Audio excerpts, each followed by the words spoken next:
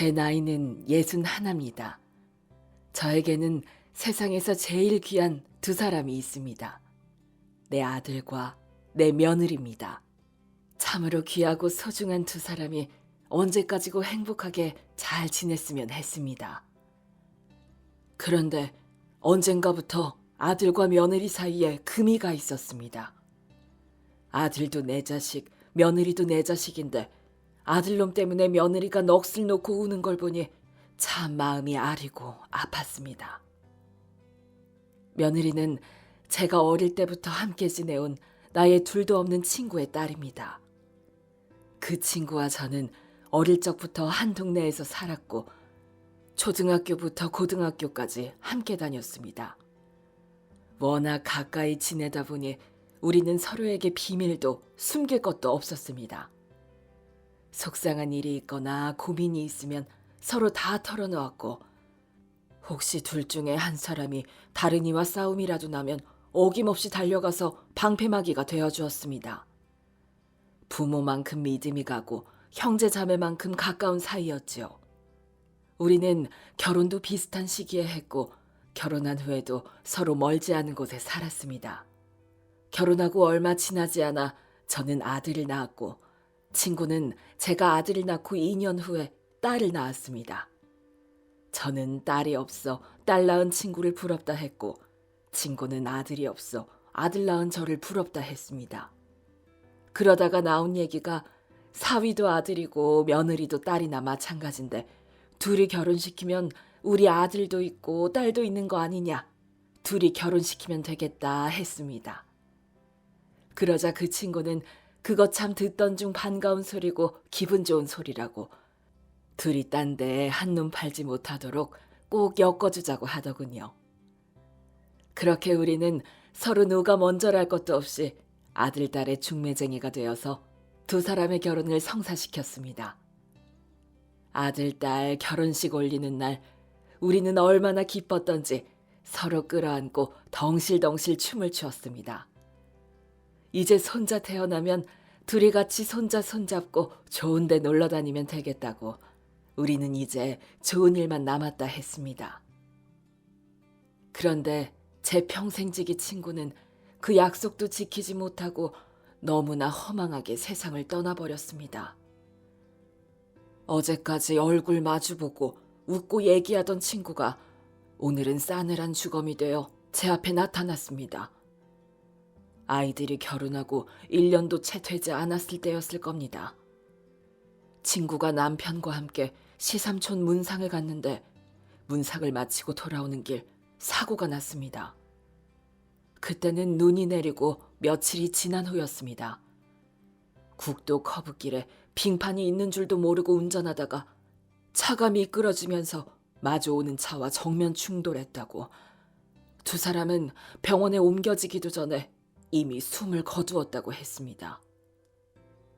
저는 친구의 죽음을 눈으로 확인하기까지 그 사실을 믿을 수도 받아들일 수도 없었습니다.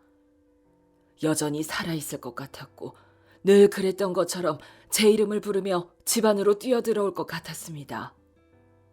병원에서 친구의 죽음을 확인한 순간 저는 그 자리에 주저앉아 버렸습니다. 너무나 허망하고 가슴이 미어져 눈물도 나지 않았습니다.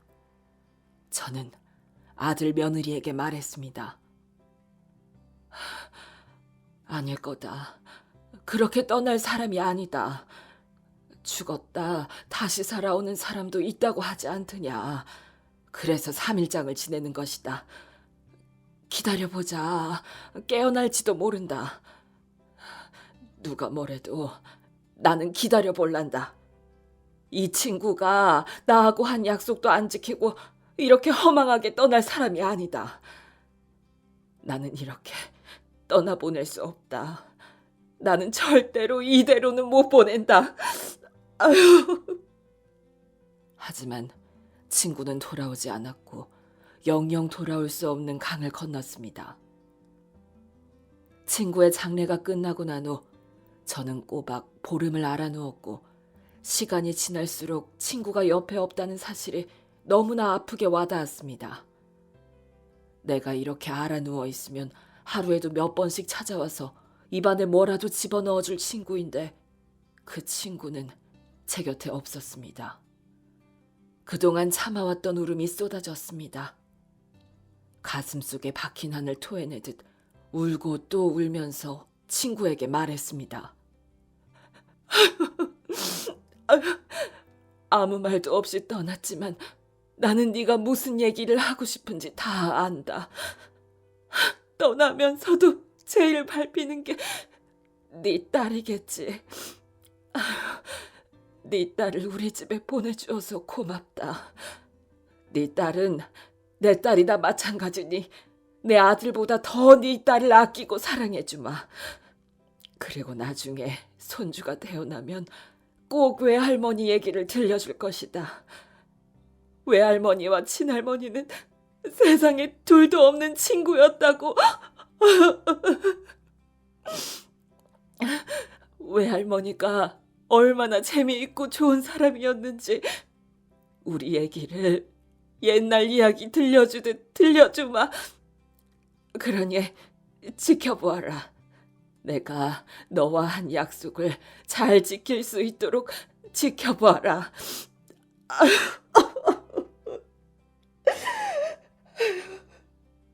친구에게 약속하고 또 다짐했습니다. 그런데 친구가 그렇게 떠나고 3년 후 친구에게 참 면목 없는 일이 일어나고야 말았습니다. 내 아들보다 더 애틋한 며느리가 돌도 안 된 아이를 업고 저를 찾아왔습니다. 얼굴이 퉁퉁 부어있는 걸 보니 분명 지난밤에 운 것 같았습니다. 심상치 않은 느낌에 가슴이 철렁 내려앉았지요. 저는 왜 그러냐고 선뜻 묻지도 못하고 밥은 먹었느냐고 내가 맛있는 청국장 끓여놨으니 밥 먹자며 며느리 손을 끌어 식탁에 앉혔습니다. 제가 밥을 차리는 동안 며느리는 머리를 숙이고 소리도 없이 눈물만 뚝뚝 흘리고 있었습니다. 저는 눈물도 쏟을 만큼 쏟아야 마음의 병이 되지 않는 법이다 싶어 아무 말도 않고 며느리 등만 가만히 쓸어내려 주었습니다. 며느리는 한참을 서름에 복받친 듯 울다가 한참 동안 눈물을 다 쏟고 난 후에 입을 뗐습니다. 어머니, 그 사람이 여자를 만나요. 제발 그만두라고 했는데 제가 여자 얘기만 꺼내면 질색을 하면서 생사람 잡지 말라고 화를 내요. 분위기를 보니 점점 더 깊어지는 것 같은데 아무리 얘기해도 제 얘기가 귀에 안 들어오는 것 같아요. 집에 들어와도 저하고 눈도 안 마주치려고 해요. 자꾸만 그 여자만 생각하는 것 같고. 저 어떡하면 좋아요? 저 너무 힘들어요. 얘기가 끝나자 며느리는 다시 눈물을 툭 쏟아내는데 그 마음이 그대로 전달이 되어 마음이 저릿해져 오고 심장이 벌렁거렸습니다. 언제부터였니? 얼마나 됐어? 정확하지는 않지만 꽤 된 것 같다고 했습니다. 남편 카톡 프로필에 늘 가족 사진이 올려져 있었는데 언젠가부터 가족 사진을 다 없애버렸더라고요. 제 사진도 아이 사진도 없었어요. 느낌이 이상해서 계속 유심히 살펴봤는데 역시 여자가 있었어요. 그 여자는 미용실을 하는 여자라고 했습니다. 가정도 있고 아이도 있는 여잔데 아들하고 둘이 눈이 맞아 바람이 났다고 하더군요. 두 사람이 함께 있는 현장은 못 봤지만 둘이 함께 있는 사진과 동영상은 확인했다고 했습니다. 그래서 그거 있으면 나도 한번 보여다오 했지요. 그러자 며느리가 자신의 전화기에 저장해 두었던 사진과 동영상을 열어서 보여주었는데 정말 낯이 뜨겁고 죄를 짓는 것 같아 끝까지 쳐다볼 수도 없었습니다. 가정을 두고 다른 데 눈 돌리는 것도 지 애비를 닮은 모양이다 했습니다. 애 아버지도 젊을 때 여자 문제로 여간 재속을 썩인 게 아니었습니다. 남편이 만났던 여자 중에 시장통 작은 식당에서 잔술을 파는 여자가 있었는데 그 여자가 남편과 눈이 맞아서 제 남편을 가로채고 싶어서 안달했고 뻔뻔하게 우리 집까지 찾아와서는 술 한잔 하자며 남편을 데리고 나갔습니다.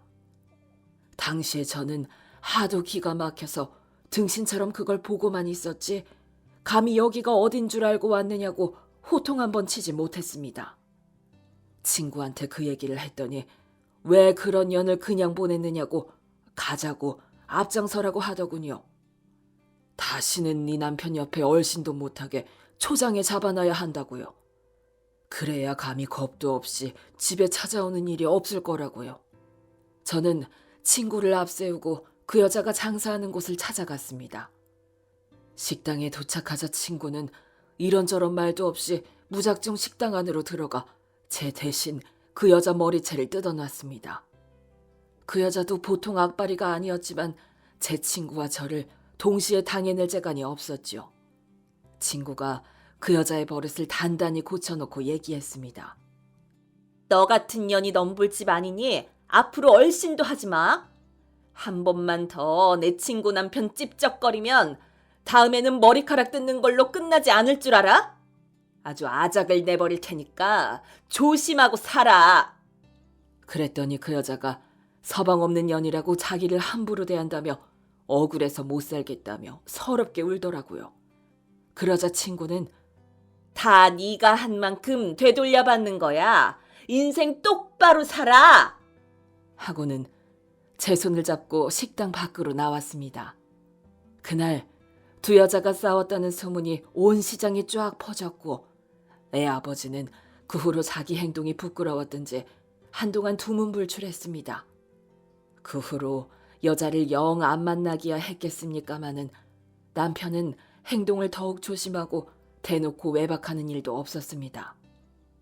남편이 다른 여자를 만나고 다니면 안 사람의 심정이 어떤지 그것은 겪어보지 않은 사람은 모르지요. 속이 얼마나 타들어가고 문드러졌을지 몇 달을 애를 끓였을지 며느리의 얘기를 듣고 나니 제 가슴이 미어지는 듯 했습니다. 제 친구가 그랬듯 이제 내가 나설 차례다 싶더군요. 저는 며느리 손을 꼭 잡고 걱정하지 말아라. 조만간 끝내러 가자고 했습니다. 이런 외도는 길어봐야 좋을 것 하나도 없다. 가만히 있으면 너를 만만하게 보고 서로 당연한 듯이 만나고 다니게 된다. 내가 다 알아서 할 테니 너는 언제 어디서 만나는지 약속 장소만 알아내고 너는 내 뒤만 따라다녀라. 내가 끊어주마. 다시는 그런 짓 못하게 내가 버릇을 고쳐놓으마. 그랬더니 며느리는 그리 하겠다고 또 눈물을 흘렸습니다. 며느리를 보내고 저는 이 일을 어떻게 할까 밤잠을 설치고 고민했습니다. 그리고 이틀 뒤 주말에 약속이 잡힌 것 같다고 며느리한테 연락이 왔습니다. 저는 애는 네 시아버지한테 맡기고 같이 움직이자고 했지요. 그 주 주말 아침 일찍 며느리는 우리 집으로 왔고 우리는 차를 타고 아들 집 앞으로 가서 기다리고 있다가 아들이 떠나는 것을 보고 아들 차 뒤를 따라갔습니다. 아들은 근처 아파트에서 여자 하나를 태우고 갔습니다. 지 애미가 뒤따라가는데도 그 녀석은 모르더군요. 1시간 정도 차를 타고 가더니 둘은 점심을 먹고 커피까지 마신 뒤에 모텔로 들어갔습니다. 저도 며느리와 함께 모텔로 들어갔습니다. 모텔 주인에게 찾아가 지금 방금 들어간 사람들 어디로 들어갔냐고 물었습니다. 그랬더니 모텔 주인은 그거는 알려줄 수 없다고 하더군요. 그래서 제가 지갑에서 돈 10만 원을 꺼내서 주인한테 주며 말했습니다. 저기 들어간 놈이 내 아들놈입니다. 여기 내 며느리고요. 아들놈이 다른 여자한테 정신이 팔려서 저기 들어갔어요. 며느리가 애간장이 타들어가고 말라가요. 오죽하면 시애미가 며느리 손잡고 아들 잡으러 왔겠어요. 아휴, 제발 부탁입니다. 죽어가는 사람 살린다 생각하고 어디로 갔는지 좀 알려줘요. 오늘 안 잡으면 애들 인생이 어떻게 될지 모릅니다. 돌도 안 된 손자도 있어요. 아저씨, 한 번만 봐줘요. 그랬더니 주인은 아주 난감한 표정을 지으면서 그래도 안 된다고 했습니다. 자기가 이렇게 알려준 거 소문이라도 나면 손님 다 끊긴다고요. 절대 아저씨가 알려줬다고 말 안 할 겁니다. 반드시 비밀을 지킬게요. 내 아들 일이니 가족끼리 조용히 처리할 겁니다. 우리 바깥 양반도 젊었을 때 바람이 나서 며느리 심정이 어떨지 내가 너무 잘 알아서 그래요. 그냥 넘어가면 안 됩니다. 오늘 잡아야 돼요. 한 번만 봐줘요. 예?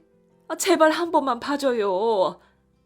그랬더니 주인이 한참을 고민하더니 그러더군요. 에휴, 내가 이 일만 30년째 하고 있는데 바람 피우는 사람들이 얼마나 많은지 몰라요. 여기 앞에서 죽겠다고 약 먹은 사람도 있었어요. 우리 마누라도 이 모텔에서 바람났어요. 내가 카운터에 뻔히 앉아있는데 다른 놈을 끌어들였더라고요. 지금은 돼지가 없지만 마누라 바람나서 내 속 썩인 거는 평생 잊혀지지도 않습디다. 네, 이 돈 받자고 알려주는 거 아니니 돈은 받으시고 이쪽으로 오세요. 대신 절대 비밀은 지켜야 됩니다. 하며 앞장서더니 복도 맨 끝에 오른쪽 방을 알려주었습니다. 저는 감사하다고 10만 원은 제 마음이니 받아주시라고 아저씨에게 드렸더니 끝내 그 돈은 받지 않으셨습니다. 며느리 데리고 아들 바람 잡으러 와줘서 오히려 자기가 고맙다고 그 돈으로 며느리 맛있는 거 사주라고 돌아서 가버렸습니다. 며느리하고 저는 모텔 주인이 가르쳐준 방으로 찾아갔습니다. 벌써 안에서는 난리가 나 있는 것 같았습니다. 내가 전생에 무슨 죄가 그리 많아서 남편 바람난 현장을 보고 아들 바람난 현장까지 봐야 하는지 참으로 괴로웠지만 그래도 물러설 수 없었습니다. 저는 며느리 손을 꼭 잡았습니다. 마음 단단히 먹고 어떤 상황에서도 당황하지 말아라. 금방 끝날 거다. 들어가자. 저는 문을 여러 번 두드렸습니다. 그랬더니 안에서 요란한 소리가 사라지고 뭐예요? 누구예요? 하는 아들 목소리가 들려왔습니다. 저는 아무 말 않고 계속 문을 두드렸습니다. 그랬더니 누구예요? 뭐예요? 하고는 아들이 문을 열고 얼굴을 내밀었습니다. 그리고 저와 며느리를 보고 저승사자라도 본 듯 놀라며 엄마, 당신? 소리만 반복했습니다. 저는 문을 열고 안으로 들어갔습니다. 아들은 실오라기 하나 걸치지 않고 부끄러운 줄도 모르고 서 있는데 젊었을 때 지 애비 얼굴이 겹치면서 그 면상을 보니 부하가 치밀어 올랐습니다. 도저히 그냥 보고 있을 수가 없어서 저는 아들 등짝을 힘 닿는 대로 패줘버렸습니다. 이게 뭐 하는 짓이야? 어디 할 짓이 없어서 가정 있고 자식 있는 놈이 바람을 피워? 네 아내한테 지은 죄를 어찌 다 갚으려고 이런 짓을 해? 네 놈한테 소중한 사람이 누군데? 저 여자가 네 인생 책임져 줄 것 같아? 어디서 천하 어리석은 짓을 하고 있어? 왜 네 아내 가슴에 대못을 박아? 왜 정신 나간 짓을 하고 있어? 저는 아들놈을 손목이 시큰거릴 때까지 때렸고 아들은 아무 말도 않고 때리는 대로 가만히 맞고만 있었습니다. 그리고 며느리한테 제가 신고 있던 신발을 벗어 쥐어주면서 네 분 풀릴 때까지 때려줘라. 내 눈치 볼 것 없다. 정신이 번쩍 들 때까지 실컷 패줘버려라. 며느리는 제가 시키는 대로 신발을 들고 아들을 몇 대 때리더니 마음이 약해서 더 때리지도 못하고 있더라고요. 그래서 제가 며느리 들고 있던 신발을 들고 아들을 몇 대 더 패줘버렸습니다. 그리고 더 때려주라고 신발을 넘겨주고 저는 아들과 바람난 여자한테 갔습니다. 이 대낮에 겁도 없이 이러고 있는 걸 보니 네 남편은 아직 이 사실을 모르고 있는 모양이네. 네 부모와 시부모도 네가 이러고 다니는 거 당연히 모르겠지. 가정이 있는 여자가 남의 남자 만나서 이게 뭐 하는 짓이야? 어디서 겁도 없이 함부로 사람을 만나서 몸뚱이를 굴려? 지금 당장 네 남편에게 전화해. 그랬더니 남편 알면 자기 죽는다고, 자기는 전화 못한다고 하더군요. 그래서 제가 호통을 쳤습니다. 어디서 전화 못한다는 소리가 나와? 어디서 남편이 알면 죽는다는 소리를 해? 네가 무슨 짓을 했는지 몰라? 남의 가정에 불을 질러놓고 너만 빠져나가겠다는 거야 지금? 나 그렇게 쉽게 물러서는 사람 아니야. 내가 젊었을 때부터 미친년 기질이 있어서 한번 물었다 하면 끝날 때까지 놓질 않아. 이 나이 먹으니 잃을 것도 남사스러울 것도 없어. 더 큰 일 벌리기 전에 지금 바로 전화해. 아들과 바람난 여자는 무릎을 꿇고 잘못했다고 싹싹 빌더군요. 저는 물러서지 않았습니다. 온 집안 발칵 뒤집어 놓고 잘못했다는 말 한마디로 끝나는 게 아니라고요. 이 정도 각오도 안 하고 바람을 펴냐고. 너희가 웃고 둘이 뒹굴고 있을 때 내 며느리는 피눈물을 흘리고 있었으니 지금 빨리 전화하라고 했습니다. 나는 젊었을 때부터 이런 일을 하도 많이 겪어서 이런 일에 이골이 난 사람이니 그냥 넘어가는 것은 꿈도 꾸지 말라고 했죠. 그랬더니 그 여자는 끝까지 전화를 못 걸고 있기에 제가 전화기를 빼앗아 들고 최근 통화 목록을 살폈습니다. 그리고 남편이라고 입력된 번호를 눌러 연결했습니다. 아들이 말리더군요. 그러지 말라고요. 물러서! 어디서 애미를 말려? 네가 말려서 그만둘 것 같으면 내가 여기까지 오지도 않았어. 물러서. 아들에게 호통치는 동안 전화가 연결됐습니다.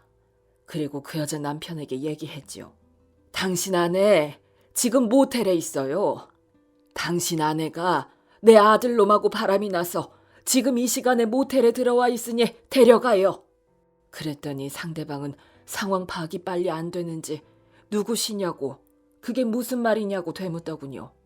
그래서 저는 내가 누구인지, 당신 마누라가 누구랑 바람이 났는지, 지금 여기는 어디인지 상세히 다 말해주었습니다. 나는 아들 바람난 현장 잡으러 왔고 현장 확인하고 나서 연락하는 거라고 했지요. 그랬더니 그 남자는 알겠다고 당장 가겠다고 하더니 1시간쯤 후에 모텔방에 도착했습니다. 한바탕 난리가 났습니다. 어쩐지 요새 이상하다 싶었다며 가게 한다고 대출받아서 가게까지 차려줬더니 딴 놈 만나서 이 짓 하고 다녔냐면서 자기 마누라 뺨을 한 대 올리고 아들한테도 와서 주먹을 한 대 날렸습니다. 그러더니 더 이상은 어쩌지 못하고 그 남자는 자기 분을 못 이겨서 모텔에 있는 의자를 들었다 놨다, 지 마누라 어깨를 잡았다 놨다, 소리를 지르고 욕을 하고 난리도 아니었습니다. 그러다가 자기 마누라를 질질 끌고 나가더군요. 그 두 사람이 나가고 나니 저도 긴장했던 마음이 풀렸는지 온몸에 기가 빠져나가는 듯 힘이 풀려서 그 자리에 털썩 주저앉았습니다. 바람나는 것이 어떤 것인지 잘 보았느냐고, 상대 가슴에 상처를 내고 누구 하나 죽어갈 듯 고통스러운 것이 바람이라고 했습니다. 믿었던 사람이 바람을 피우면 죽지 못해 살아도 한평생 죽는 것만큼이나 괴롭고 고통스러운 거야. 한 사람과 결혼을 하고 가정을 꾸린다는 것은 상대방한테 도리를 지키고 배신하지 않고 살겠다는 약속이다. 도리를 저버리고 배신하는 순간 부부간의 신뢰도 무너지는 것이지. 너는 네 아내에 대한 도리를 저버리고 배신했으니 네 아내에게 온 마음을 다해서 용서를 빌어라. 며느리가 너를 용서하면 나도 너를 용서하고 아들로 생각할 것이고, 며느리가 너를 용서 못하면 나 역시 너하고 인연을 끊고 나는 이제 아들 없는 셈 치고 살란다. 정신 못 차리고 계속 바람 피울 것 같으면 모자 사이 이제 그만 끊자. 어떻게 해야 할지 신중히 생각하고 행동해. 그렇게 저는 아들과 며느리를 남겨두고 먼저 모텔방을 나왔습니다. 아들 내외를 뒤로 하고 차를 타고 집으로 오는데 친구 생각이 나서 자꾸 눈물이 났습니다. 내가 네 딸한테 상처 주지 않겠다고, 내 딸처럼 고이 잘 데리고 있겠다고 그렇게 약속했는데 본의 아니게 네 딸한테 상처를 주었다. 미안하다. 다 내가 부덕하고 부족해서 그렇다. 그래도 우리 딸, 아들 앞으로는 마음 잡고 살 수 있도록 네가 하늘에서 도와줬으면 좋겠다.